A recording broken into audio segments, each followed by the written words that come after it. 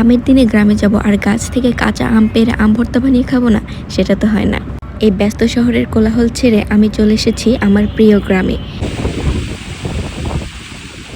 আজ আমি আপনাদের দেখাবো গাছ থেকে তাজা আম পেড়ে ভর্তা বানানোর একটি মজার গল্প। সকালের রোদটা বেশ প্রখর ছিল আর এটাই ছিল একেবারে পারফেক্ট সময় গাছ থেকে আম পাড়ার। দেখে মনে হচ্ছে সবগুলো আম একদিনে পেড়ে ফেলি, কিন্তু তা তো আর সম্ভব না। এখন আমগুলো পানি দিয়ে ভালো করে ধুয়ে নেব। ভালোভাবে ধোয়া হয়ে গেলে এখন আমগুলো এখানে ছিলে নেওয়া হচ্ছে।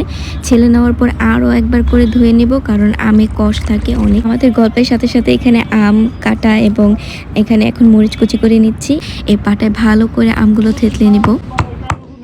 প্রচণ্ড গরমে যখন এই টক ঝাল আম ভর্তা মুখে তুললাম, এর মজা আসলে বলে বোঝানো যাবে না। তোমরা কবে গ্রামে গিয়েছিলে শেষবারের মতো অবশ্যই কমেন্ট করে জানাবে। ভিডিও ভালো লাগলে লাইক কমেন্ট শেয়ার করতে ভুলবে না।